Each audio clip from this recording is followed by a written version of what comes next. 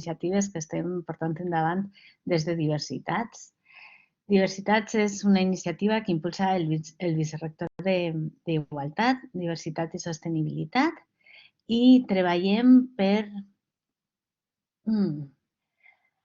Normalment diem per la integració de totes les persones que formen part de la comunitat universitària, però jo crec que treballem per fer que als espais universitaris ja no calga parlar d'inclusió perquè no hi ha normes i dissidències, no? Sinó que ja totes les persones saben que formen part de la universitat i que a la universitat els importa en igual mesura el benestar de totes i cada una d'elles.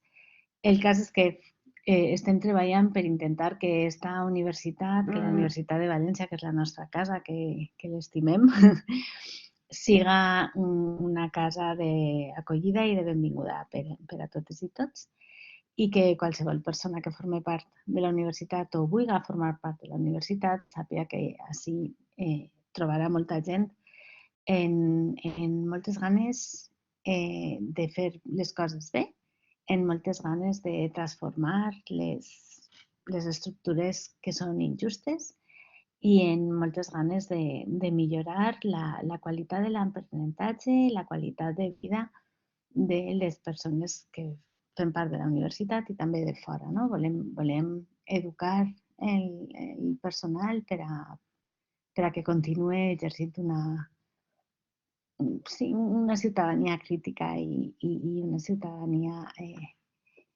que lluita per unes idees de justícia social. Nosaltres sabem, segons les dades de la Fundació del Secretariado Gitano, que 6 de cada 10 joves gitanos abandonen els estudis abans d'acabar l'ESO, no? I que només entre un 1 i un 2% accedeix a la universitat. Hi ha moltes més dones que homes que accedeixen a la universitat, no? Més del 80%.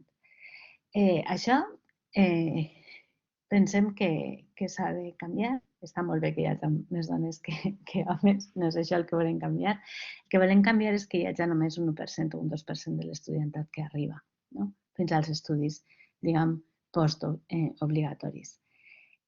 Pensem que si hi ha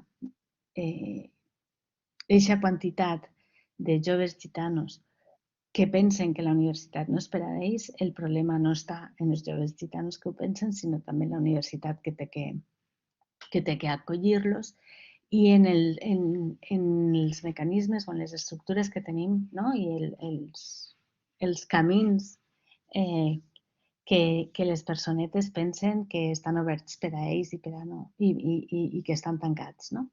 Llavors, com que volem transformar aquesta realitat, volem que la Universitat de València siga una universitat on els joves i les joves gitanes pensen que poden anar, que serà un lloc d'acollida, que serà un lloc on aprendran, que serà un lloc on no tindran que estar constantment lluitant contra les discriminacions i la discriminació estructural que pateix el poble gitano. I per això hem pensat fer aquesta primera jornada. No? Hem fet moltes coses, ara després ho parlarem. Hem fet moltes més coses al voltant de l'estudiantat gitano, però aquesta primera jornada pensàvem que era interessant i que era important fer-la, no? Perquè volem incidir en la qüestió de l'accés a la universitat de l'estudiantat gitano i volem que aquesta siga una línia prioritària a desplegar per el Pla de Diversitats, que està en procés d'elaboració. Estem ara és un procés participatiu i volem assegurar aquesta línia. Volem també explorar els camins per veure com podem fer que siga una realitat. No? Per això, junt amb el CEDI i amb la Fundació Secretariado Gitano, hem organitzat aquesta trobada que té un nom llarguíssim, que és la trobada informativa dirigida especialment a professionals de l'orientació i equips directius de centres de secundària i de formació professional, així com a estudiantat gitano d'estudis postobligatoris, perquè tots sàpiguen què poden esperar, què poden també demanar-nos a la universitat per tal d'assegurar aquesta inserció, no? Per tal d'assegurar que hi arriben.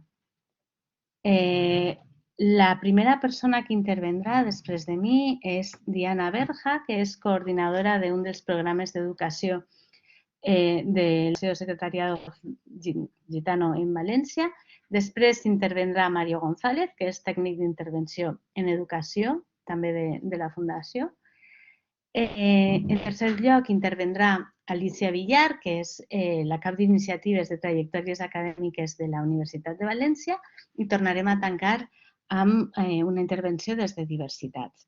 Llavors, jo vull donar les gràcies a totes les persones que han fet possible en Pasqua organitzar això. Moltíssimes gràcies a Cela, moltíssimes gràcies a Mario, moltíssimes gràcies a Diana, a Alicia, a Ferranda del CEDI, a David, a totes les persones que, malgrat ser vacances, han estat fent possible aquesta jornada. I, sin més, li dono la paraula a Diana Berja. Moltes gràcies. Hola, si en algún momento no se me escucha bien, decírmelo, porque como me estoy conectando con el teléfono móvil, porque el ordenador no me funciona bien, no sé si se me oye bien. ¿Vale? Bueno, voy a empezar. No sé si mi compañero Mario va a... No sé si puede compartir el PowerPoint. Sí, cuando me diga lo comparto. Sí, comparte. Voy a empezar un poco a hablar de lo que es la fundación y luego ya vamos a entrar en el tema de educación, que hablaré un poco de primaria, secundaria, y luego ya entrará Mario, que lleva el tema de posobligatorio y estudios superiores. Bueno, primeramente decir, pues eso, que la Fundación Secretariado Gitano es una fundación sin ánimo de lucro que empezó en 1982. No se llamaba Fundación Secretariado Gitano, se llamaba Asociación Secretariado Gitano, pero en 2001 hubo un cambio de modelo jurídico y se cambió a Fundación Secretariado Gitano, cosa que eso ya nos dio más peso a nivel nacional e europeo. Los valores del secretariado gitano son la dignidad, la justicia, solidaridad e interculturalidad, porque lo que buscamos es un poco reconocer los derechos de la población gitana, al igual que las de la población mayoritaria. Sobre todo que se reduzcan las desigualdades. Voy a ir un poquillo rápido por no enrollarme, así que si algo queréis que repita, pues me lo decís. Los objetivos de la Fundación es promover el reconocimiento de la cultura, promover la igualdad de trato, la participación, sobre todo dar una imagen social del pueblo gitano pues que no sea desfavorecida, ¿no? Al igual que superar el conjunto de factores de desigualdades socioeconómicas también que tiene la población gitana. Para eso hay un programa que se llama Programa Acceder, que es un programa de empleo, que lo voy a nombrar así de paso, que es un programa que trabaja con más de 1.300 personas, las cuales se pueden inscribir para tener orientación laboral y también inscribirse en una oferta laboral, no solamente orientación de currículum y a nivel TICS, ¿no?, de nuevas tecnologías, sino también pues talleres, formaciones y muchas cosas que hacen en este programa Acceder, que es un área de empleo de la Fundación Secretariado Gitano. La Fundación Secretariado Gitano se encuentra en 54 comunidades autónomas, ¿vale?, de las cuales se intervienen 77 localidades, solo que no todas tienen sede de España. Son 14 comunidades autónomas, 54 principales y se intervienen 77 localidades. Y ya vamos al tema importante, que es el de educación.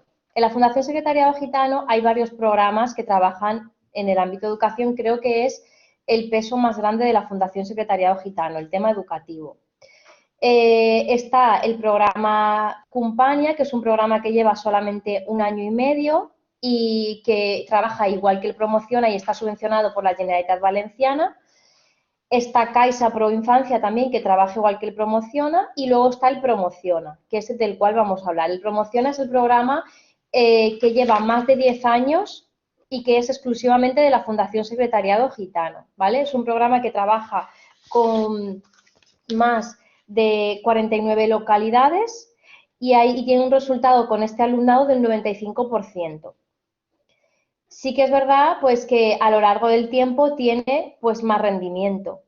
El programa Promociona trabaja desde quinto de primaria hasta la ESO, ¿vale? Y luego después está posobligatorio, que es el programa en el que está Mario.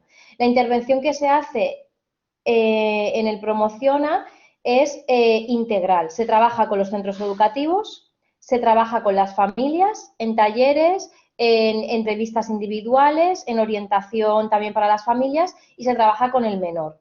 Al menor se le imparte un refuerzo educativo entre 2 y 3 y 4 días a la semana, dependiendo del curso y del colegio también. Y se le da también, pues eso, asesoramiento a la hora de qué asignaturas coger o qué quiere estudiar. Y luego también en estos programas tenemos referentes gitanos, como es Mario, como soy yo y otros compañeros que tenemos, en los cuales también ellos pueden apoyarse y ver otros referentes gitanos que sí que han ido a la universidad, ¿no? El Promociona trabaja, como he dicho, desde quinto de primaria hasta cuarto de la ESO y luego el programa que trabaja de cuarto de primaria hacia abajo se llama Promocionate, que trabaja igual que el Promociona, solamente que le cambiamos el nombre para diferenciar las edades, pero trabaja igual. Después de esto está el programa Promociona Más, que es el programa que lleva Mario. Entonces, con estos niños lo importante es que la intervención es durante muchos años. No solamente se empieza en el posobligatorio o no se empieza en primaria y se abandona, sino que el trabajo tanto con ellos como con las familias es desde temprana edad y entonces esto hace que haya una interiorización de las rutinas de trabajo, de las familias, unas pautas educativas. Entonces se establece ya una motivación interna y también un contacto y una relación estrecha también con el profesor que los lleva en ese momento, que hace también que ellos se sientan cada día más motivados a querer terminar sus estudios. Entonces, por ejemplo, desde mi experiencia personal es algo muy bonito. Yo ahora estoy coordinando, soy coordinadora del programa Acompaña en la zona de Ciudad Fallera, pero hace 1 año y medio era profesora del Promociona. Y creo que es algo muy bonito porque los niños te ven a ti como un referente y se apoyan mucho en ti también. Y entonces, pues bueno, el trabajo es diario. Sí que es verdad que no, a lo mejor 25 niños Promociona, pues no los 25 tienen la misma motivación, pero sí que el trabajo que se hace siempre sirve, o sea, siempre se siembra. Creo que también, como hablaba antes Ruth, creo que se llama la persona que me ha presentado, el trabajo exterior, tanto que el que se hace en la universidad o el que se hace en los medios de comunicación, por ejemplo, también es muy importante, porque la visibilidad y el estereotipo que tiene la población en general es muy negativo. No se ve, a lo mejor sí que hay más gitanos que están en la universidad, pero no son visibles o no lo dicen o es algo que tampoco sale a la luz, por decirlo de alguna manera, ¿no? Entonces, hacer esto que estamos haciendo ahora, esto que hace mi compañero Mario, está muy bien porque verdaderamente damos a conocer no solo el trabajo que hace la Fundación, sino también las personas que verdaderamente consiguen acabar estudios posobligatorios, que cada día somos más. Y ya dejo que hable mi compañero Mario, que él va a hablar de Promociona Más. Muy bien, gracias Diana. Gracias a Sheila y a Ruth por ofrecer este espacio en la universidad, que creo que reivindicar un espacio dentro de la universidad es algo muy importante, porque claro, el acceso a posobligatorio, el acceso a la educación universitaria, pues siempre ha estado, bueno, no siempre, en los últimos 50 años ha habido pues un acceso mayor a todo el tema de estudios de grado, licenciaturas, y pues esas dificultades a la hora de acceder a la universidad siempre pues ciertas minorías, ciertos sectores de la población pues han visto condicionados por algunos obstáculos, pues dificultades socioeconómicas, barreras culturales, por así, en diferentes aspectos. Entonces, nuestra fundación pues lo que intenta a través de estos programas, como el que ha presentado Diana, es un poco acompañar, hacer una pata de apoyo extra, aparte de la que suponen las familias, los centros educativos, el contexto social, para que estos estudiantes gitanos y gitanas salgan adelante a través de, pues eso, a través del esfuerzo y el sacrificio que representa el obtener unos estudios, una formación que el día de mañana va a ser un reconocimiento y aparte una forma de vida que va a dar una estabilidad a estos estudiantes en la sociedad, a modo de éxito escolar o de promoción. Y ahí entra el promoción a los diferentes programas que son el Promoción A, Promoción A Más y Promoción A T. Yo en concreto llevo el Promoción A Más, que es en el tema de posobligatorios, que claro, la educación secundaria obligatoria llega hasta los 16 años, momento en el que la mayor tasa de abandono escolar en nuestro colectivo, en la comunidad gitana, está casi en el 86% en gitanos. Y el 55% en chicas. Entonces, los datos, por así decirlo, que manejamos en el informe anual del 2019, comparados con la población mayoritaria, son bastante importantes, asustan bastante, la verdad. El tema de posobligatorio que requiere pues una promoción y una exigencia mayor van a ser formación profesional, bachillerato y universidad. En el tema de la universidad sí que encontramos que la tasa de estudiantes que llegan a la universidad gitanos es entre un 2% y un 5%, hablando a nivel nacional, de comunidad. Y en Valencia, por ejemplo, tenemos unos datos dentro del programa Promociona Más, que tenemos unos casi 35 alumnos dentro de nuestro programa, en diferentes sectores, en ciclos formativos, en bachillerato y en la universidad. Nuestro programa lo que intenta es dar ese apoyo, como he dicho antes, a través de posobligatorio, de atención integral hacia la comunidad gitana.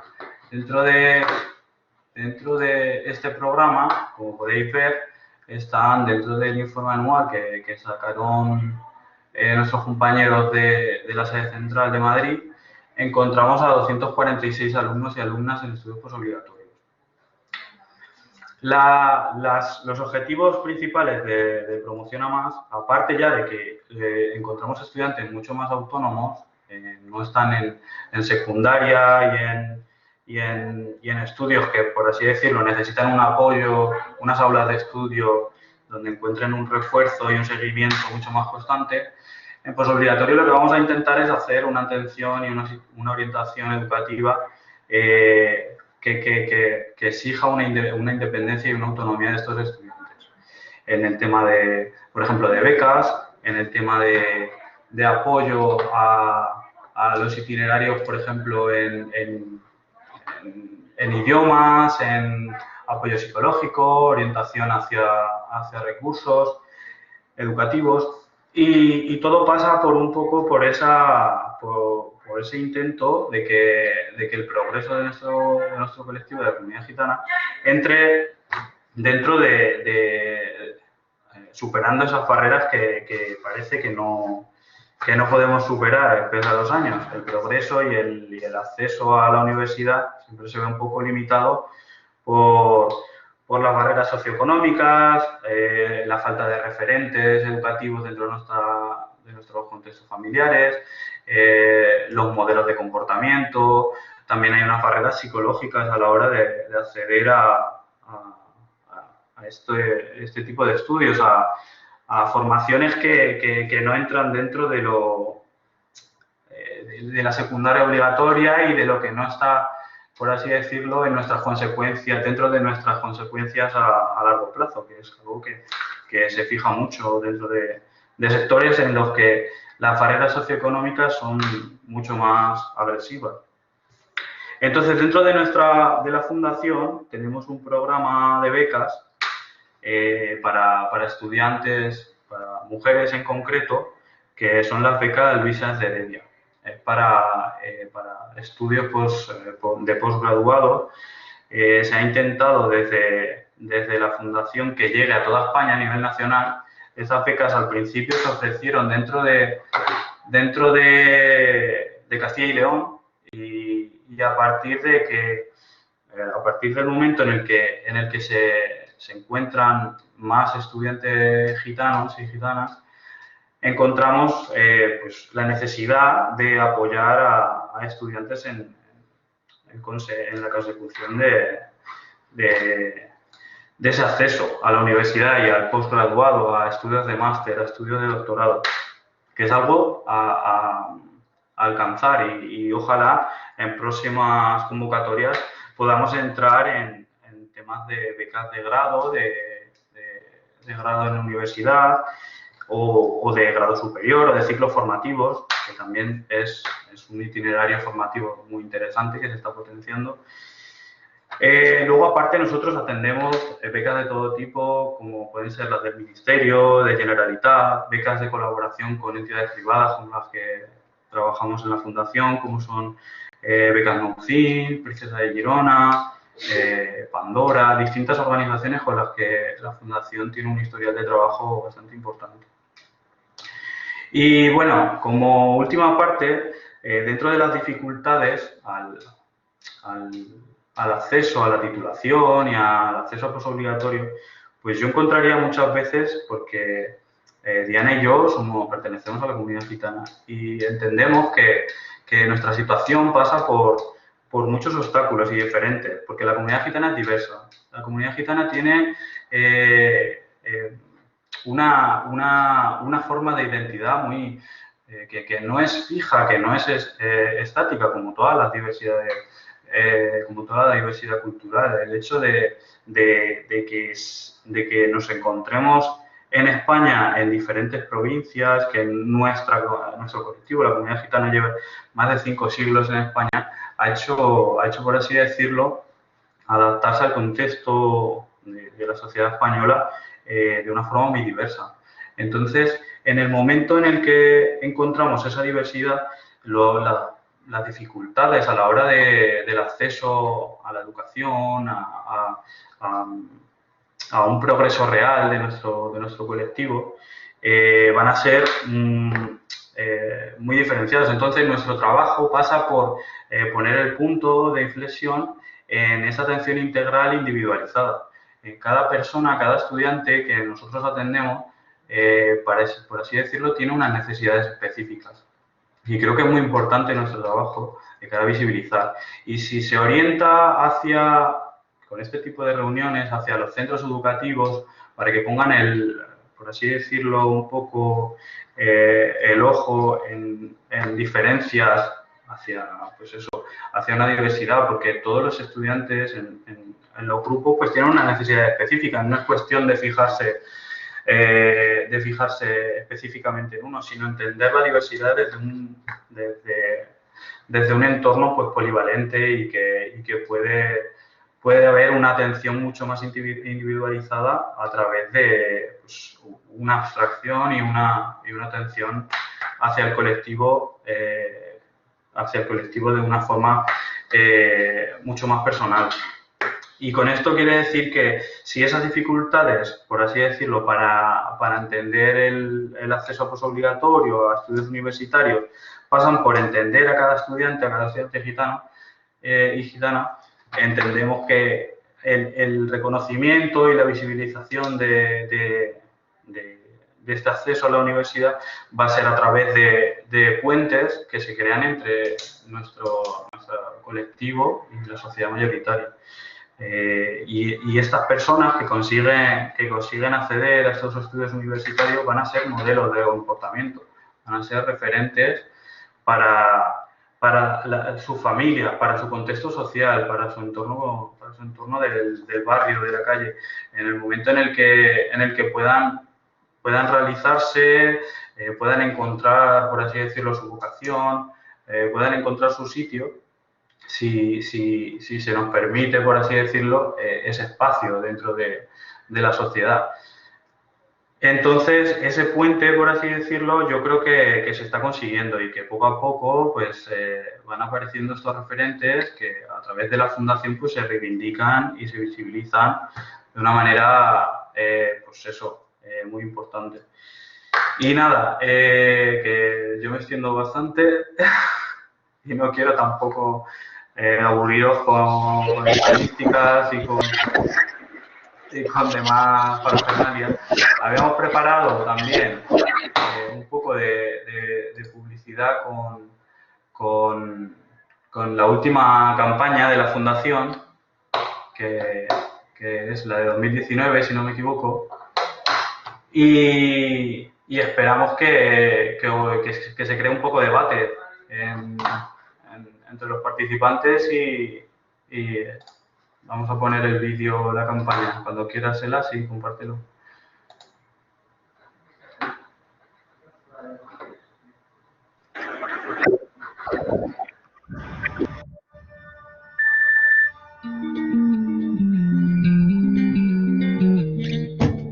Mi generación es esa que no quiere seguir chocando una y mil veces con una puerta cerrada. Es esa que camina siempre cuesta arriba, a cada paso una crisis o una zancadilla. Que se prepara, se esfuerza, se cae y se levanta. Orgullosa de sus valores, su gente, su origen, pero que busca su sitio y su propio destino.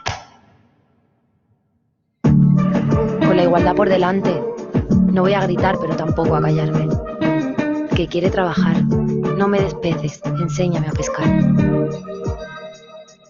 Porque el futuro asoma y se nos echa encima. No queremos solo pan para hoy, queremos pan para mañana.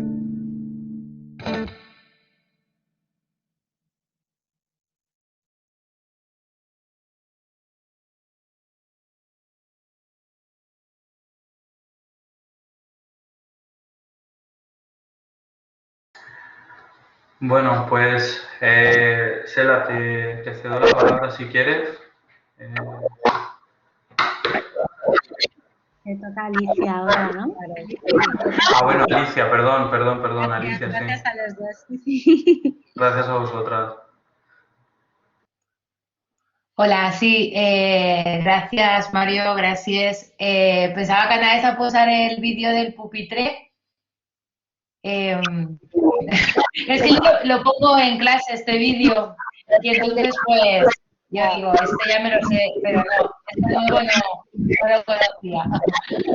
El del pupitre es que es bueno porque... Ay, no se oye a Diana. Ahora, no me había silenciado.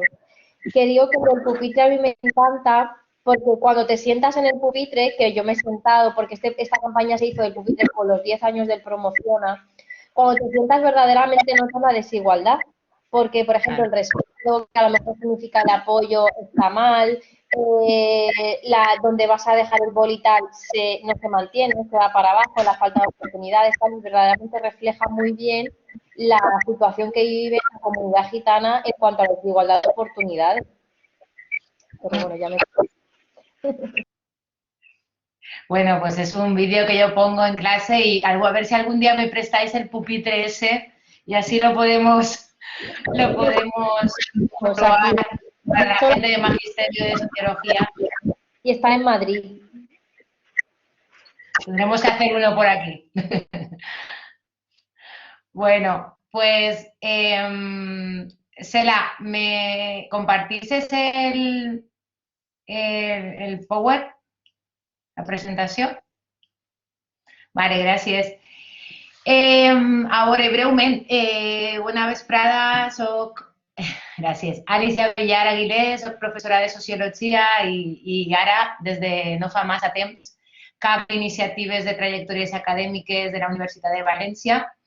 Gràcies a totes vosaltres per convidar-me per aquesta jornada, que esperem que tinga continuïtat, i també per compartir aquest espai virtual amb les companyes de diversitats, del CEDI i ara també amb els representants, amb Diana i Mario de la Fundació Secretariat Gitano. i, per tant, encantada d'estar ací i d'aportar almenys un poc de com pensem i repensem la universitat per a fer-la més acollidora, com deia Ruth en la seva presentació. L'organització d'aquesta jornada posa damunt la taula, o millor dir, davant de la pantalla, ja que estem així en aquesta modalitat virtual des de fa mesos per la pandèmia, cada vegada més, que volem treballar per una universitat inclusiva i diversa. Per a mi és un repte no fàcil, però tampoc impossible. I a més, el lema és com el meu punt de partida i connecte amb també el que està fent des de ja fa temps i amb molt entusiasme la iniciativa Diversitats, i aprofito el moment també per a felicitar-los per tot el que fan. Com ja s'ha dit, al voltant del 2%, però no més d'un 5%, de l'estudiantat gitano accedeix a la universitat. En aquest cas, en un percentatge molt més feminitzat, àmpliament feminitzat, d'aquest 80% de dones que manegeu en les dades que teniu. Per tant, encara se sosté, jo crec, en l'imaginari social que la universitat no és un lloc per a la població gitana. És una barrera cultural que fa que la població majoritària no accepte de manera plena i que la pròpia comunitat gitana també pot ser, m'ha paregut entendre-li també a Mario en aquest sentit, també la població gitana, la comunitat gitana també es veu afectada per aquesta barrera cultural, perquè també no es veu com a pròpiament part de la universitat. És de veres que la universitat cal reconèixer que té estructures injustes, com ha mencionat Ruth, i m'ha agradat aquesta expressió, i és una universitat construïda des de l'hegemonia no gitana. És una universitat, la nostra, molt antiga, una universitat de més de 520 anys d'història, construïda des d'una hegemonia no gitana que no ha tingut per a res fins ara, o fins a fa poc, cap voluntat de ser més integradora o contemplar les minories ètniques, si se pot permetre aquesta expressió.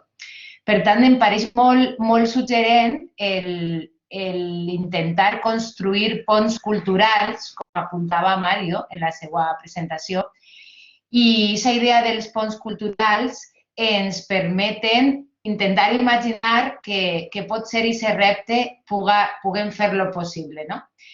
El percentatge del 2-5% mostra clarament que quan ens referim al fenomen de la democratització universitària, quan es parla de les transformacions de la universitat en les últimes dècades, moltes vegades es fa menció al concepte de democratització o d'universitat de masses. Aquest concepte, com veiem, i la jornada d'avui ho clarifica, el sistema universitari en el poble gitano encara està lluny de formar part d'aquesta democratització. Jo em pregunto i vos pregunto, estem realment davant d'una universitat de masses? Estem davant realment d'una universitat que podem dir-li que ha experimentat un procés de democratització? On està el poble gitano, la universitat actual, i altres poblacions culturals i altres comunitats o col·lectius culturals minoritaris o d'ètnies no majoritàries. I aleshores la universitat de masses potser podem posar-la, o la universitat democràtica o democratitzada podem posar-la en entredit, entre cometes. Per al cas del poble gitano, la democratització universitària està estadísticament tan lluny com estava l'accés a la universitat per a les classes populars, per exemple, en els anys 50 o 60 del segle passat. Eren classes i procedències, orígens socials que no s'imaginaven accedint a la universitat o no s'imaginaven podent accedir a la universitat de manera majoritària. Doncs el poble gitano continua estant en aquests nivells, per aquest percentatge que havíem mencionat. La Universitat de València, i jo vinc a contar-vos breument o a fer-vos no res, una síntesi de trajectòries acadèmiques, ha posat en marxa aquesta iniciativa per aconseguir millor no? Per a conèixer millor dit, per a conèixer millor, primerament, com es produeixen les trajectòries de l'estudiantat i per a fer un seguiment dels indicadors, no?, universitaris, les diferents taxes, no?, que existeixen de graduació, de les diferents taxes, indicadors, estadístiques que podem atribuir al coneixement de les trajectòries acadèmiques i també per a intentar donar resposta a alguns desajustos que es produeixen. És un encàrrec que tinc la sort, diguem, no? Sí, la sort de poder estar desenvolupant junt amb el CEDI, amb el Servei d'Informació i Dinamització de l'Estudiant, i molt estretament també amb la cap del servei, amb Ferranda Martí, que avui ens acompanya i que aprofite per agrair-li també el seu suport i la seva expertesa en acompanyar-me en el desenvolupament d'aquesta iniciativa. I també a la resta de companys i companyes que ens donen suport des del CEDI. Aquesta iniciativa té uns antecedents, que és un estudi que vam desenvolupar durant un temps per estudiar a través d'un encàrrec de la pròpia universitat, per estudiar les trajectòries universitàries, per estudiar les trajectòries de l'estudiantat, des d'un anàlisi molt minuciós durant 2 anys. Es van considerar 2 cohorts d'entrada en 2 cursos consecutius i els vam seguir les trajectòries durant els anys posteriors i a partir d'ahir vam identificar i vam analitzar 4 fenòmens que podrien, aquests 4 fenòmens estan relacionats amb això que he comentat dels desajustos universitaris, els desajustos acadèmics. El primer fenomen és la desubicació en la incorporació. Tot el món no s'incorpora de manera plena i clara i sense fissures. Hi ha també estudiants que s'incorporen de manera desubicada. La reubicació a una altra titulació, la prolongació dels estudis i l'abandó dels estudis. En aquesta diapositiva d'ací, com veieu, hi ha com una línia que he dibuixat ahir com a per tal d'imaginar-nos la trajectòria acadèmica amb un període d'accés o una primera etapa de l'accés a la universitat, un altre període més llarg de permanència, de desenvolupament, del desenvolupament de la pròpia trajectòria i després una última etapa de finalització.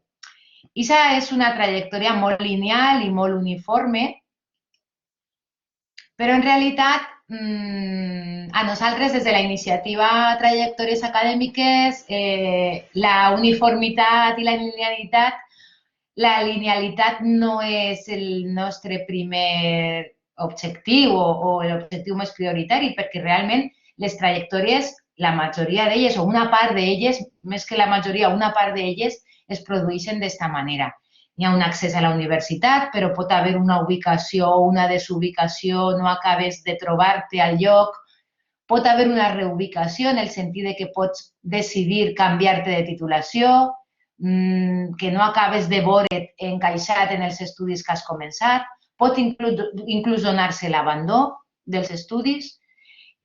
També hi ha estudiants que prolonguen més del temps que s'espera o que institucionalment s'espera els anys d'estudi i, sempre amb la idea d'algun dia, després d'aquesta prolongació o no, després d'aquesta trajectòria, acabar graduant-se, i si no has abandonat abans, clar. I aquesta graduació també ens pot portar, és una finestra oberta a la continuïtat formativa o bé a la trajectòria, a la inserció o trànsit cap al món laboral, però ja també sabem que estem en una societat en què l'aprenentatge al llarg de la vida, l'aprenentatge prolongat és quasi un itinerari que no finalitza, que seguim formant-nos i seguim intentant aprendre, reciclar-nos, trobar noves formacions, però també un món professional molt canviant, molt competitiu, molt exigent i molt més incert. I així també ho estem veient en els últims esdeveniments socials globals de la pandèmia. És necessari, per a mi, remarcar que les trajectòries acadèmiques, per tant, no són uniformes, ni transcorren de manera similar, ni igual, ni de manera lineal, que algunes s'ajusten més al temps i al rendiment esperat institucionalment, en canvi altres no s'ajusten a allò esperat. I que l'estudiantat universitari tampoc és homogeni, és molt important remarcar-ho, perquè no sempre això està clar, no és tan obvi com pareix, això de dir que els estudiants són diferents, sí, ho són, ho sabem, però no sempre hi ha una voluntat política o d'activar polítiques de suport i acompanyament a les trajectòries acadèmiques i cal remarcar que l'estudiantat universitari és un estudiantat que no sempre té els mateixos punts de partida quan s'arriba a la universitat. És a dir, que les trajectòries estan condicionades per distintes possibilitats socials, culturals i econòmiques. Són trajectòries que no es poden, per tant, deslligar de la condició dels diferents condicionants de l'estudiantat. N'hi haurà alguns en els que se podrà intervindre més, en altres que serà més difícil la seva modificació, però cal tenir-ho present i no caure en la creença, que està prou estesa, de que l'estudiantat té unes condicions similars i tot aquell que arriba a la universitat és que, bueno, travessa la porta de la universitat i ja pot seguir la seva trajectòria acadèmica sense dificultats, llevat de les dificultats acadèmiques pròpiament, de preparar-te els exàmens, de les metodologies docents, però no sempre se remarca aquesta heterogeneïtat social i cultural. Ara, de manera sintetitzada, faré referència a alguns resultats, a uns perfils del que hem estudiat en quant a les reubicacions i en quant a la prolongació dels estudis i l'abandó. Esta primera taula fa referència al perfil de les reubicacions. La reubicació és un fenomen que normalment se coneix com a abandó, però no és exactament abandó universitari, perquè no sempre s'abandona la universitat, sinó que també s'abandona parcialment. Entenem reubicació com un trànsit d'una titulació, una transferència o un trànsit d'una titulació a una altra. I en dades, en estadística, afecta a un 10% de les matrícules realitzades, és a dir, una de cada 10 matrícules acaba reubicant-se. El perfil de les reubicacions, com veieu ahir en la taula de manera sintetitzada, se produeixen més reubicacions, més canvis de titulació en els accessos des del batxillerat, en les branques d'enginyeria i de ciències, dins de la mateixa branca d'estudis, és a dir, n'hi ha canvis de titulació des d'una titulació d'una branca d'estudis a una altra de la mateixa branca. Se produeixen en els primers cursos de manera més freqüent en la branca d'arts i humanitats i després dels primers cursos ocorre més en salut. En quant a la prolongació dels estudis, no és un fenomen nou. La prolongació dels estudis és un fenomen que ha estat sempre present en la universitat. I la idea d'allargar el temps universitari, d'allargar els anys d'universitat, de no traure's la carrera, la titulació, el grau, que diem ara, a any per curs, sinó necessitar més temps. I la prolongació es produeix en un de cada 4 estudiants. Es prolonguen també més els que accedeixen des de batxillerat, prolonguen menys els que accedeixen des d'altres vies d'accés, modalitats d'accés, i n'hi ha titulacions en una forta exigència en els primers cursos i ahir també se produeixen més prolongacions. I per últim, de manera també ràpida, el perfil de l'abandó, segons les nostres dades i segons els estudis que hem fet sobre l'abandó en el cas de la Universitat de València, es produeix sobretot més abandó en primer curs, també en segon, però sobretot més del 50% de l'abandó es concentra en primer. Després de primer curs o inclús abans d'acabar el primer curs, la gent es planteja abandonar els estudis. Es produeix en enginyeria i en humanitats, especialment, l'abandó. menys abandó en salut i educació. En salut i educació es dona una major retenció dels estudis, dels estudiants. També es produeix més abandó en la gent que prové de formació professional o d'accessos per a majors, que diem. També es produeix més abandó a aquells estudiants que accedeixen a una nota d'accés més baixa, quan també la titulació no és la triada en primer lloc, que és un resultat esperable però que constatem i confirmem a través de l'estudi que hem fet. També es produeix més abandó en aquell estudiantat treballador que combina. Estudiantat treballador és aquell estudiantat que combina estudis i treball, no? I per tant ha de fer més malabarismes, ha de fer més encaix i per tant té més complicació, ho té més difícil i no sempre la universitat té un itinerari, de fet no el té, un itinerari específic per a estudiantat que treballa, sinó que estàs un poc a l'espera de com pots negociar aquesta combinació o aquesta conciliació entre treball i entre mantenir el teu treball i estudiar a la universitat, ho has de negociar amb el professorat en la majoria de casos. També abandonen més els homes, l'estudiantat madur, de major edat, l'estudiantat de València Ciutat i aquells estudiants que provenen de famílies amb ingressos precaris.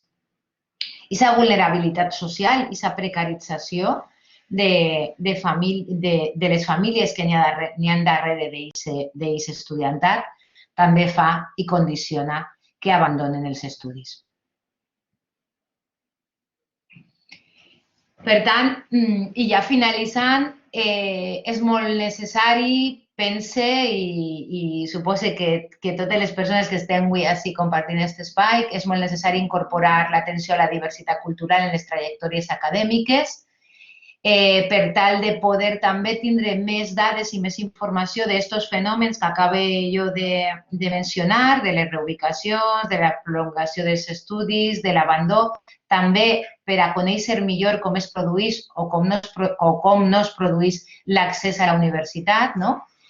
L'estudiantat gitano, per la jornada que avui ens reunís, ha estat invisible i està invisible encara, no existeix perquè no s'identifica, perquè no l'identifiquem i, evidentment, el respecte a la no identificació és un dret fonamental, però també cal valorar com podríem identificar per a poder acompanyar millor i generar polítiques de suport a l'estudiantat, perquè en el qual aquest condicionant fa que ho tinga més difícil per arribar, perquè crec que l'accés és el punt clau de tot això, o és un dels punts més importants, i també la permanència amb garanties de no abandó, que l'abandó també és un segon punt clau en això que podem considerar com trajectòries acadèmiques, en el concret per a la població gitana, i també la finalització o graduació en un temps adient i en un bon resultat, a més d'una experiència universitària inclusiva, acollidora, integradora. La importància d'analitzar i actuar en les trajectòries acadèmiques és rellevant perquè és una mostra que la universitat vol acompanyar millor i que es preocupa pel seu estudiantat i, en conseqüència, per l'estudiantat futur que encara no ha arribat. I aquest estudiantat futur és on hem de parar l'atenció a com podem atraure a estudiantat que no arriba fins ara per els seus condicionants socials, culturals i econòmics. La bretxa econòmica s'està treballant des de fa molts anys, s'intenta reequilibrar mitjançant les beques o ajudes a l'estudi, però com estem reequilibrant aquesta qüestió de reequilibrar la bretxa econòmica, jo em plantege i vos pregunto com estem reequilibrant la bretxa cultural, perquè hi ha una bretxa cultural, una barrera, i no ho estem fent. Estem ara començant a plantejar-nos-ho. Estem en l'any 2021 i any amunt, any avall, estem començant a plantejar-nos com fer-li front o com actuar en aquesta bretxa cultural, que ja és un primer pas, no dic que hi ha un primer pas. Treballar per una universitat inclusiva no és una opció, és un manament internacional. Jo no voldria mai que s'entenguera això com una moda, com una voluntat particular de fer la universitat més inclusiva. És un manament internacional que es recull en l'Agenda 2030 de la UNESCO i que se recull a nivell europeu i a nivell estatal del sistema universitari espanyol. Aleshores, hi ha una voluntat clara de portar a terme accions per aconseguir una educació superior més inclusiva. De fet, hi ha un objectiu concret en els Objectius de Desenvolupament Sostenible, en l'Agenda 2030, que posa explícitament aquesta voluntat. Treballar de manera col·laborativa per una universitat inclusiva que accepta la diversitat significa no donar, al meu entendre, per aconseguida la democratització de la universitat, sinó que cal promoure i reconèixer accions per reconèixer i reequilibrar la bretxa cultural. Accions que algunes he posat ahí en estos quadrets que n'hi ha ahí en gris. Visibilitzar és un objectiu fonamental. Crear referents. Diana ho ha dit fa un moment, no? Que ella és un referent, no? I això és molt important, no? Crear referents de la població gitana que ha arribat a la universitat, que està estudiant a la universitat. Gitanitzar també el currículum. Hi ha un buit epistemològic, teòric, hi ha un buit de continguts en els currículums universitaris. No està la cultura i la història del poble gitano. Ara, per als dies 29 i 30, hem organitzat un curs sobre perspectiva interseccional. Hem convidat a una professora de la Universitat d'Alcalá de Henares, la companya Araceli Cañadas, és gitana i és professora universitària. És professora de la primera assignatura, primera i única assignatura universitària d'Història i Cultura del Poble Gitano. I ella també ens portarà la seva experiència i esperem també, aquest curs també podem, si de cas, fer-lo més extensiu o organitzar-lo amb diversitats, si voleu, perquè la idea és desmuntar també tòpics amb un coneixement que només està basat en el folklore i el mite gitano, sinó què ha aportat la comunitat gitana a la història i quin ha sigut el seu paper i també conèixer la seva història. Potenciar també crec que l'associacionisme i l'activisme des dels nostres estudiants gitanos que arriben a la Universitat de València també és una línia que cal treballar i crec que cal posar recursos en marxa. I fer totes aquestes accions i alguna més. Jo deixo oberta la pregunta del què més, perquè segurament tindreu més idees, però jo he dit aquestes. Espero no haver-me excedit massa en el temps. Cela i Ruth i companyia, espero haver... Gràcies per compartir l'enllaç del curs i que ho he vist que ho has ficat per ahí per el xat. I ja està, de moment això. Jo volia preguntar-li a Diana i a Mario per a després, quan ara compartim debat, un parell de coses que les tinc així anotades. I gràcies per escoltar-me. Moltíssimes gràcies, Alicia. Doncs, ja tenim ja moltes coses sobre la taula, no? Ara se la compartirà també, per favor, si pots, el Power que havíem... Molt bé. Gràcies. I vos contem un poc el que jo ja vos contava al començament d'aquesta jornada, que és diversitats i què volem fer i des d'on, no? Diversitats és una iniciativa que fa poc està en marxa a la Universitat de València. Va començar al CEDI, curiosament, i ara fem part del Vicerrectorat d'Igualtat, Diversitat i Sostenibilitat. I la vicerrectora és Elena Martínez, jo soc la cap d'iniciatives i després a l'equip tècnic estan Cela Andreu i David Esteban, que estan avui amb mi i que a Cela ara després la veureu, encara que ja l'heu vist també. El que vam fer al principi d'arribar, de començar el programa des del vicerrectorat va ser encomanar una diagnosi, perquè no sabíem. Jo porto o diversitat porta o s'encarrega de la diversitat afectivo-sexual, familiar, de gènere, ètnico-cultural i religiosa. Són 5 diversitats, que és moltíssim, no? I clar, i tot això també des d'una perspectiva interseccional, com deia Alicia, no? Perquè hem de veure com se creuen tots aquests sistemes de domini per acabar produint un tipus d'universitari, no? Que és un tipus ideal, no? Que és el d'aquesta trajectòria recta que posava ella d'accés i graduació, mentre que després està totes aquestes recursivitats del sistema, no? Llavors, volíem saber un poc quina era la població de la universitat, saber quines eren aquestes diversitats que no estaven suficientment contemplades ni al currículum ni a les polítiques universitàries, no? Llavors, la diagnosi va tindre aquest diagnòstic va tindre com 2 pilars fonamentals. D'una banda, el col·lectiu LGTBI, que ja també hem fet una sèrie d'accions, no? I que en general ens deien que sí que vivien la universitat com un espai segur, encara que hi havia moltes coses que fer, molts continguts que no estaven, sí que vivien la Universitat de València com un espai, diguem, sí, amable, no?, amb ells, i respectuós. I d'altra banda teníem el col·lectiu racialitzat, no? I en el col·lectiu racialitzat tenim no únicament el poble gitano, sinó també els estudiants afrodescendents, els estudiants que són d'origen estranger, no? O bé que són ells migrants o que han vingut en migració familiar, no? I ahir sí que veiem una diferència, no? Primer perquè són com més visibles, no?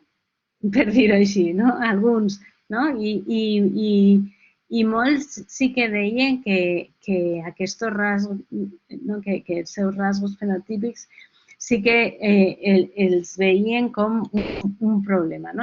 O una que és racialitzades, com les estudiants porten el hijab o el que siga, sí que se'ls veia i sí que se'ls veia com a diferents. Però el col·lectiu gitano no deia això. Els estudiants gitanos no són visibles i, de fet, com deia Alicia, no són visibles i no ho volen ser. I clar, que no ho vulguin ser te dona a entendre també, no? T'explica part dels entrebancs que hi ha, part de les dificultats, el que saben o que pensen que trobaran si ho expressen, no?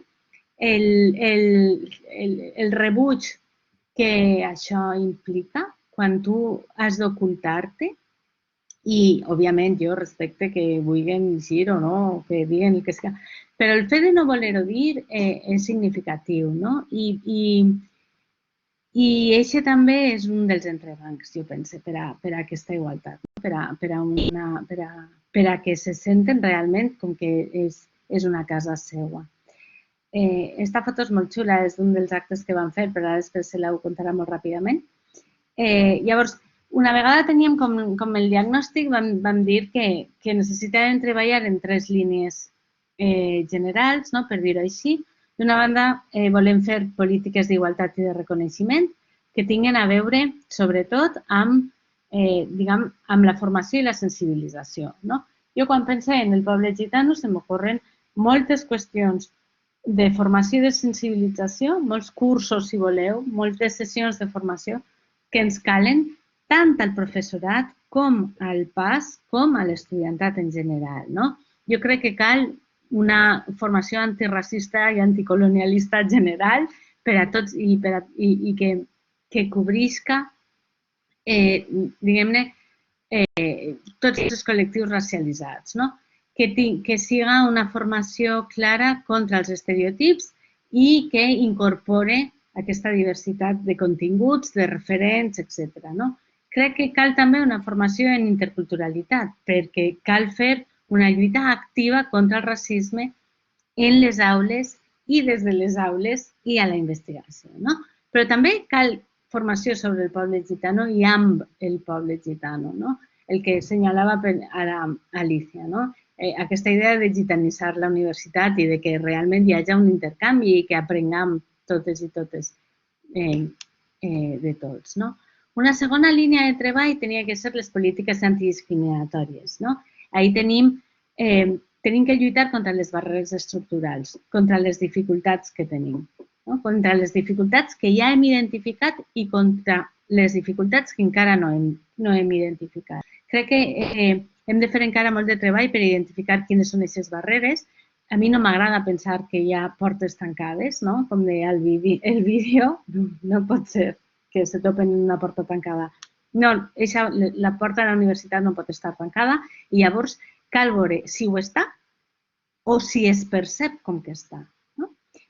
Potser hem d'explorar programes d'acompanyament, de recolzament, hem de revisar les vies d'accés, hem de pensar en mentories, podem fer moltes coses, podem visibilitzar referents, podem treballar per trencar les barreres psicològiques, socials, les econòmiques. No?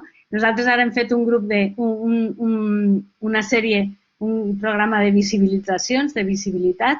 Potser podem incorporar també la visibilitat gitana perquè és molt important tindre referents. I a mi m'agrada moltíssim que Diana diga jo soc referent, ole, clar que sí, no? I cal trobar-los i cal afirmar-los. No? I després pensem que és superimportant tindre polítiques de participació clares, no? Els ponts que assenyalàveu, que s'ha de fer des de moltes maneres. Pensem que cal dinamitzar l'associacionisme estudiantil a la universitat, no? que s'ajunten tots els estudiants, que identifiquen quines són les coses que no volen, també que troben companys, que troben parells, que troben, no? Que s'ajunten i perquè això te dona moltíssima força. I també volem col·laborar amb associacions de fora, no? Fer aquests ponts. I no només en associacions, sinó en institucions i en aquells llocs que pensem que hem d'estar. No? Llavors, per això ara estem fent el pla d'igualtat, que li deixe a Cela que l'explique, perquè està portant-lo ella un poc i és un procés participatiu molt xulo. Vale. Pues, breument contar-vos, com vos ha dit Ruth, que en març vam ficar en marxa el procés participatiu del Pla de Diversitat. Ja estem, diguem-ne, a mitjà procés. De fet, esta setmana anem a treballar el que seria la tercera línia, la que té a veure en tot allò que parla Ruth de participació i societat, no? En enfortiment del teixit associatiu, també el treball en tot el tercer sector i entitats externes, no? I voldríem convidar-vos a participar. De fet, vaig a ficar-vos l'enllaç per si alguna persona encara no s'havia enterat del procés que estem fent. És un procés que està dirigit específicament a lo que és l'estudiantat, el personal d'administració i serveis i professorat de la universitat. Este procés finalitzarà ara en el mes d'abril.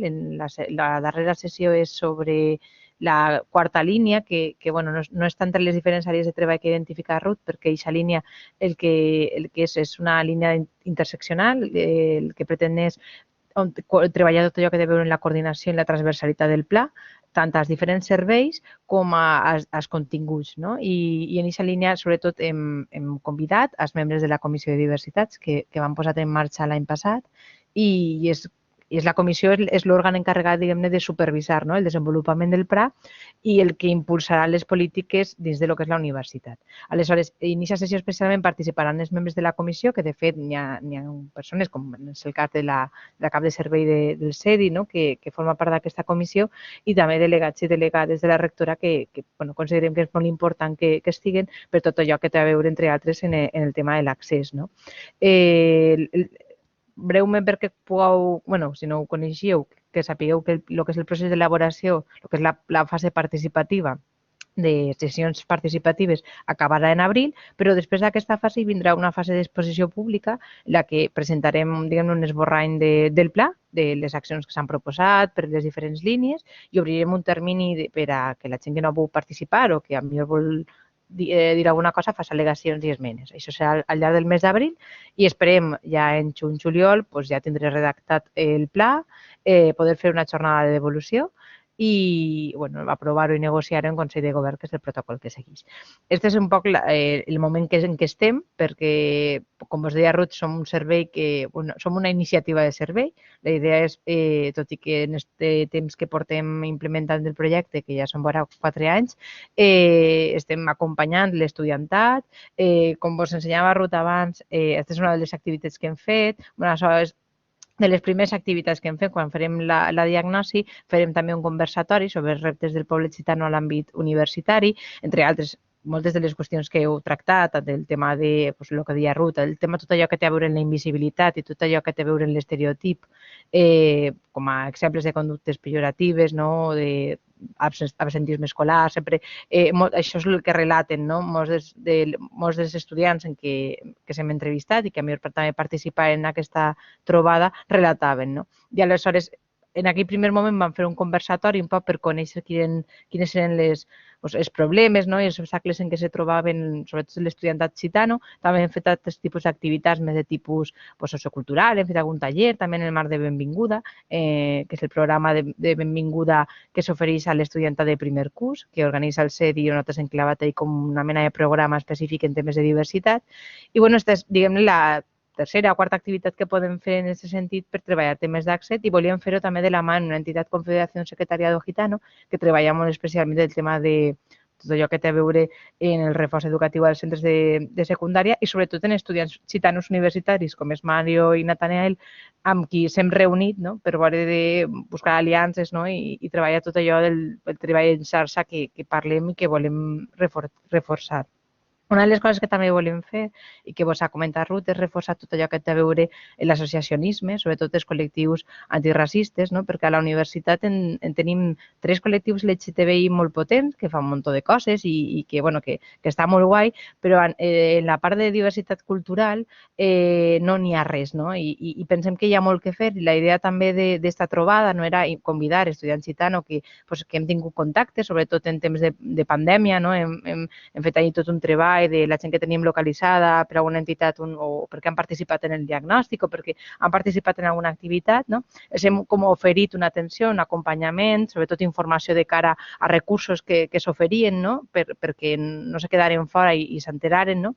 I la idea és un poc anar replegant, no? Les diferents persones que estan en la universitat, que potser no volen visibilitzar-se com estudiants gitanos, però si volen participar d'aquest projecte i, bueno, si hi ha alguna persona així que forma part de la universitat, com és el cas de Mario i Nathanael, la idea és com construir en aquesta línia també dintre de la universitat.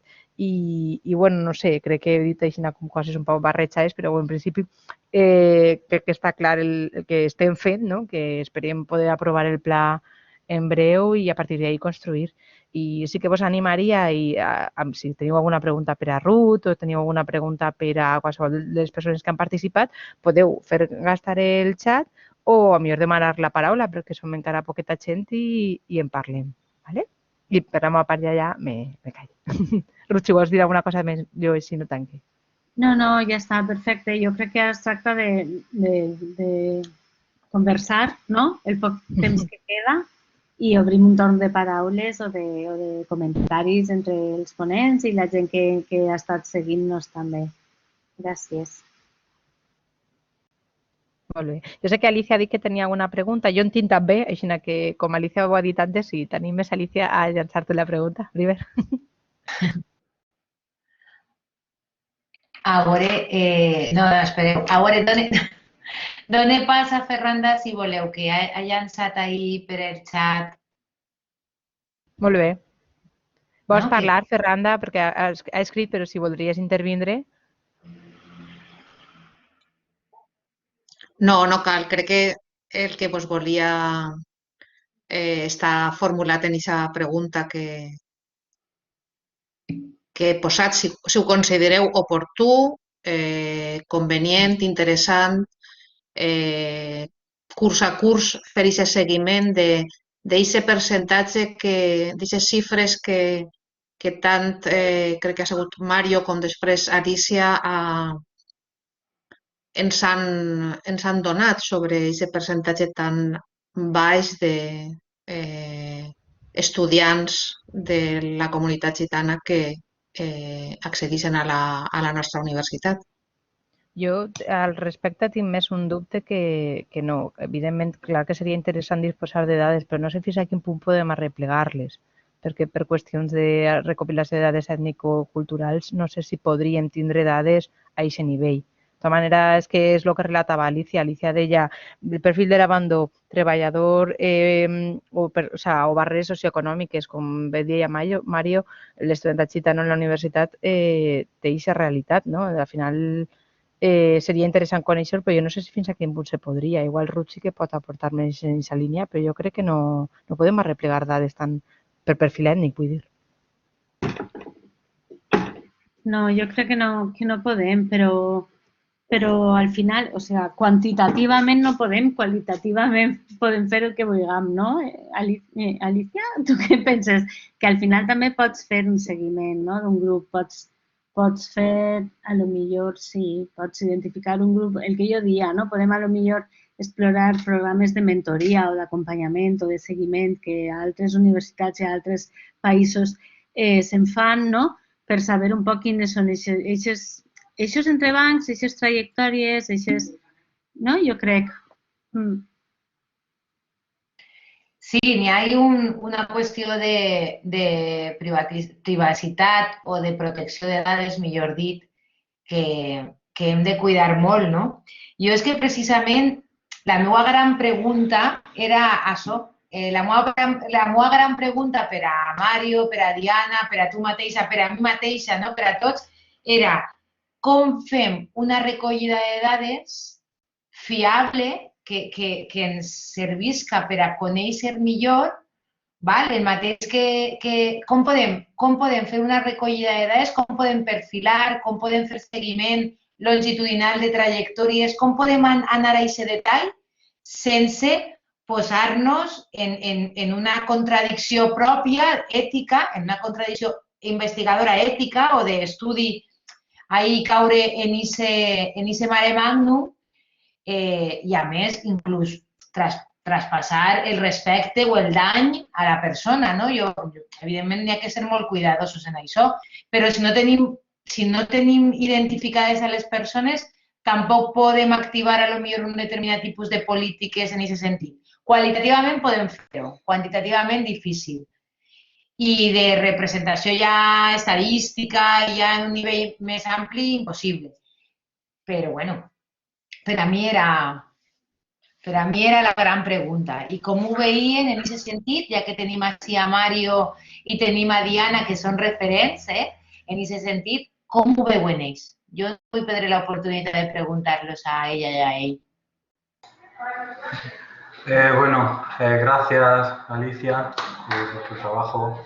La verdad que, bueno, tengo que disculpar a Diana, que creo que se tenía que ir, porque aparte estaba incluida en asuntos propios y se ha incluido en la conversación. Y nada, la verdad que sí, que tienes razón en ese tema de protección de datos un poco dentro de la universidad, el poder recopilar de una forma pues, las estadísticas y tal, porque claro, no puedes ir con tu... Tampoco es tema, o sea, el estudiante gitano, yo por ejemplo, en mi experiencia, la visibilización y la reivindicación de tu identidad dentro de la comunidad universitaria se vuelve algo muy, por así decirlo, muy de privacidad, de tu espacio personal, en el que tú, en tus círculos de amigos, reivindicas tu identidad porque profundizas de una manera más personal con tus amigos, tus conocidos. Creo que cuando estamos dentro de los círculos universitarios no mostramos esa privacidad o esa personalidad, por así decirlo, identitaria, no la mostramos de esa forma. Entonces se vuelve, por así decirlo, una invisibilidad y una falta de reconocimiento que el punto y la línea roja quizás, donde tengas que mostrar una parte de esa identidad o no, eso ya lo marca, es a título personal como debe ser, creo. Y como debe mostrarse, no tiene que una persona estar obligada a tal. En el tema estadístico, en el tema de las estadísticas y eso, la Fundación tiene cada año un informe anual donde dentro de todos sus programas pues cuantifica a todos los participantes, a todos los usuarios de la fundación, dentro de los programas, todas las atenciones, toda la obtención de títulos, el progreso de cada usuario, pero claro, nosotros no tenemos, por así decirlo, un acceso al total de la comunidad gitana. Nosotros tenemos acceso a una proporción, por así decirlo, de usuarios de la fundación, que no toda la comunidad gitana conocemos en nuestra fundación. Estamos a nivel nacional, pero no toda la comunidad gitana conoce de nuestra existencia. Entonces, ese informe, por así decirlo, muestra un poco una estadística. ¿Está sesgada? Sí, en cierta manera, porque en todas las estadísticas encontramos que no se da el total, no hay una proporción, por así decirlo, que sea cuantitativa y objetiva 100%. Entonces, en el momento en el que ya encontramos una cierta estadística, pues nos basamos dentro de nuestro trabajo en lo que podemos llegar, en el sector de la población al que podemos llegar. ¿Es objetivo? No es objetivo, pero es un inicio en el que nosotros podemos reivindicar, por así decirlo, un progreso parcial de esa comunidad universitaria, de ese acceso a posobligatorio, que cada vez es mayor y que cada vez pues, salimos a escena mayores referentes gitanos en los que pues, el contexto social y el contexto de nuestra comunidad pues se puede fijar y que puede ver que se consigue y que se llega ahí. Yo no sé si he contestado a tu pregunta, Alicia, con esto. Y si necesitas algún matiz o algo, no quiero tampoco, porque hay varias manos levantadas, tampoco quiero extenderme mucho.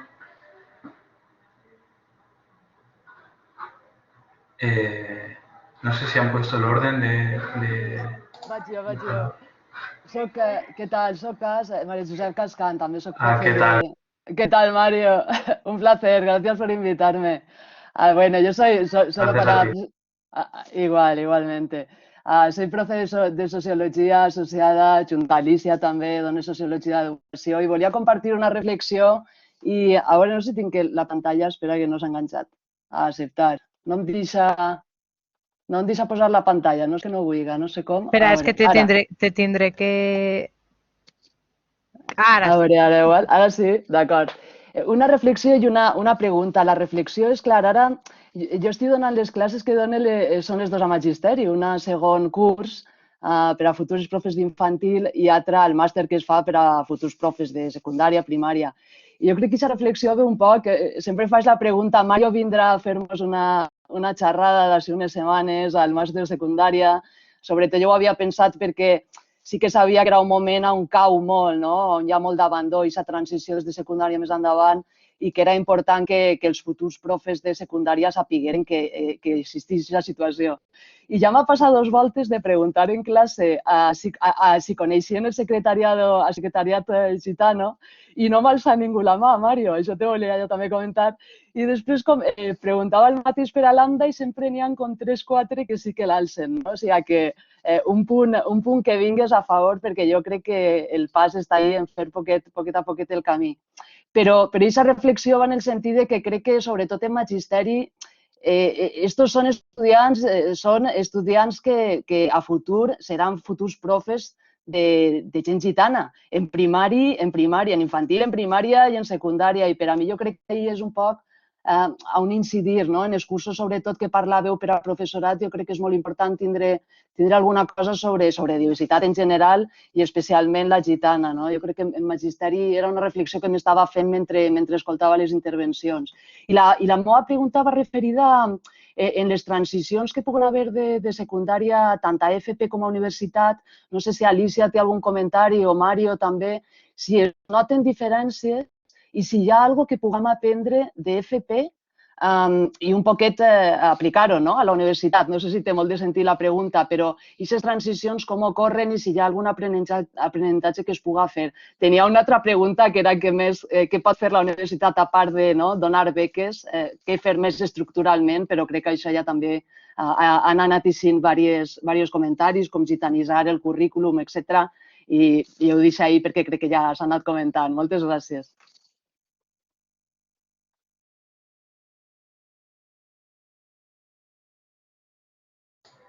Bueno, no sé si contesto yo, contesta Alicia. Yo, por mi parte, dentro de la formación profesional, creo que que se está apostando fuertemente por ella, y es que la demanda de la oferta universitaria en los últimos años pues ha sido masiva. ¿Y qué pasa? Que se han descuidado, por así decirlo, otros ciertos sectores en los que los itinerarios pues tienen la misma validez.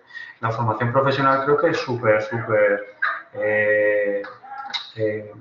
válida y funcional igualmente, y los itinerarios, los encargados de los centros educativos, que son los orientadores educativos de cada centro, creo que está en su responsabilidad el crear un itinerario afín al perfil de cada estudiante en el momento en el que se toma esa decisión. Y creo que al yo estar con estudiantes desde los 16 hasta los 21, que creo que es una edad súper importante para ese tipo de decisiones, y que muchas veces pues se toma un poco a la ligera, se entra en una plaza determinada por nota de corte, es algo como muy instantáneo, los plazos se acaban, los recursos, el plan B que no funciona, el plan C, todo esto hace ver que no debe estar improvisada ese tipo de decisiones. Entonces, en este cuerpo directivo de cada centro educativo debe haber una figura de orientador educativo, que la hay,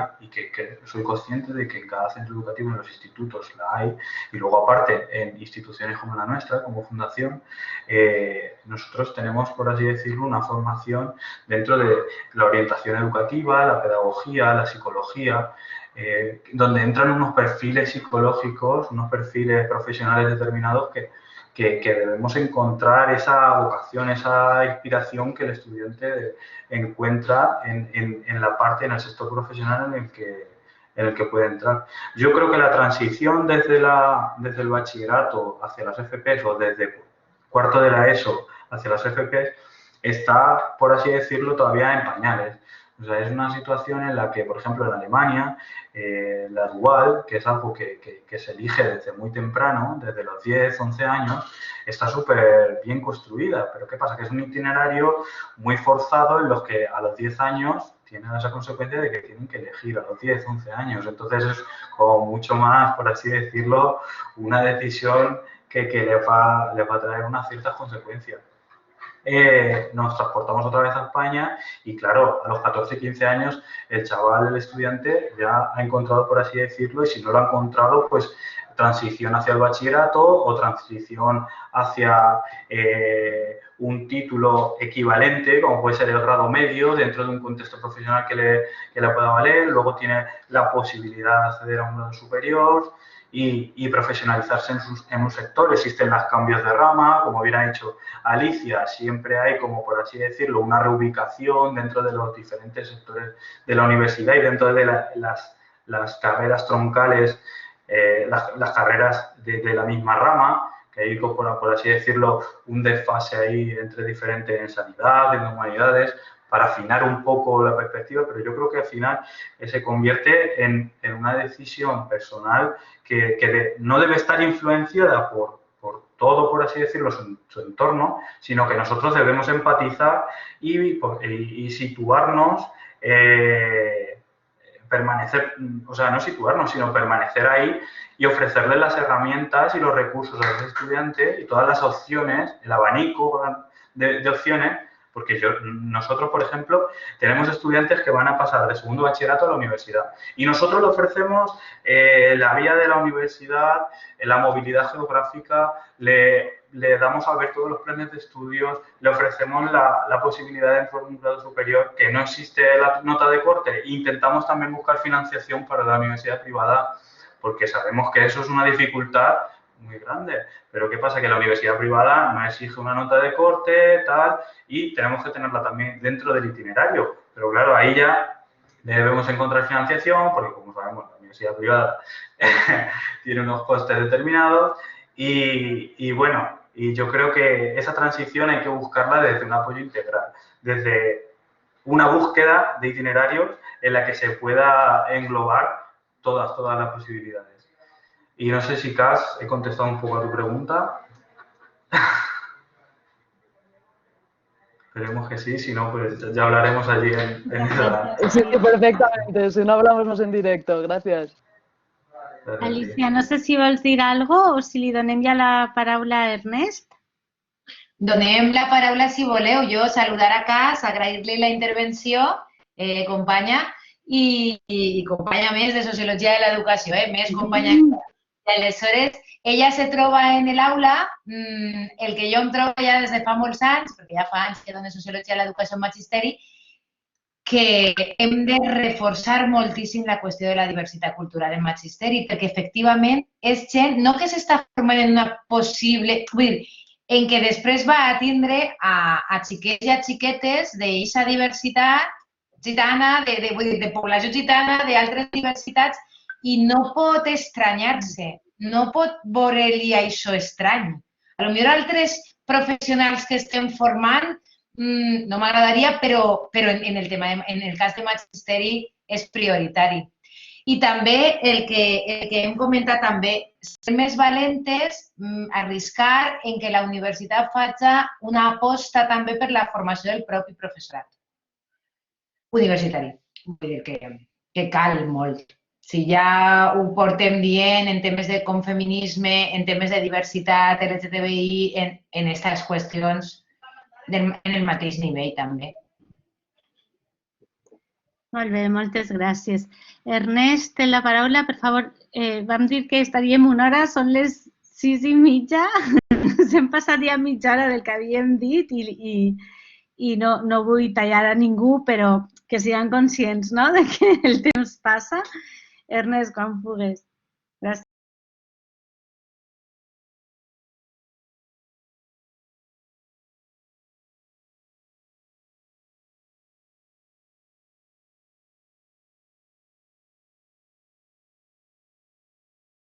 Ernest, tindràs que activar el micro que està baix, perquè has alçat la mà però no...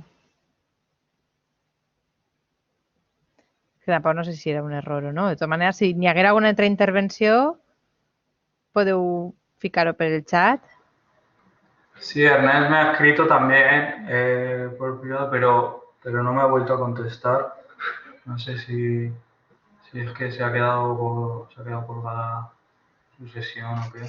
Bueno, pues yo creo, perdona Mario, yo creo es que ya está abandonando la sesión un montón de gente. Yo creo que podemos cerrar, que esto es el... mira, aquí está Ernest otra vez. Ernest, ¿parles?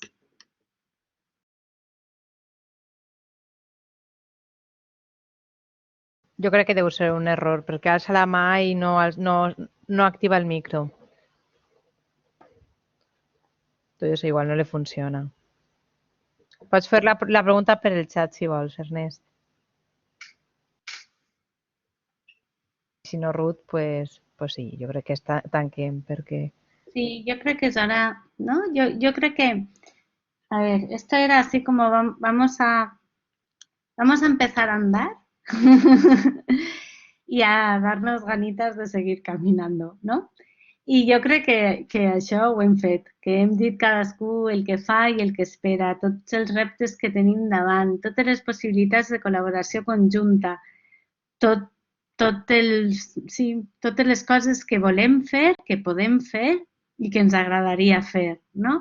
I llavors jo crec que aquesta era una primera trobada per anar explorant aquestes vies i que com a primera trobada jo crec que ha anat molt bé, que sí que hi ha moltes sinergies, que sí que veiem que hi ha interessos comuns i que tenim ara també les ganes i les possibilitats de tirar endavant.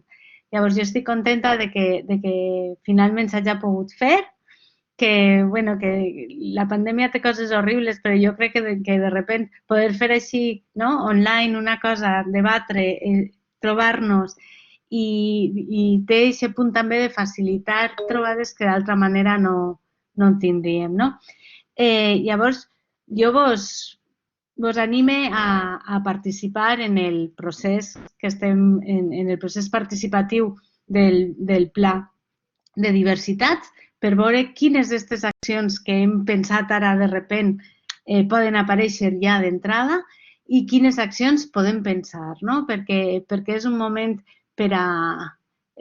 Sí, és un moment per a pensar, és un moment per a decidir, és un moment per a il·lusionar-nos, per transformar les coses i per crear-nos també un camí i crear-nos unes obligacions com a institució de fer possible que la universitat siga aquesta casa oberta que volem que siga i que siga una institució més democràtica del que ara ho és. Moltíssimes gràcies a totes i tots i fins una altra. Gràcies. Muchas gracias a todos, a todas. Saludos. Gràcies. Adeu. Adeu, adeu.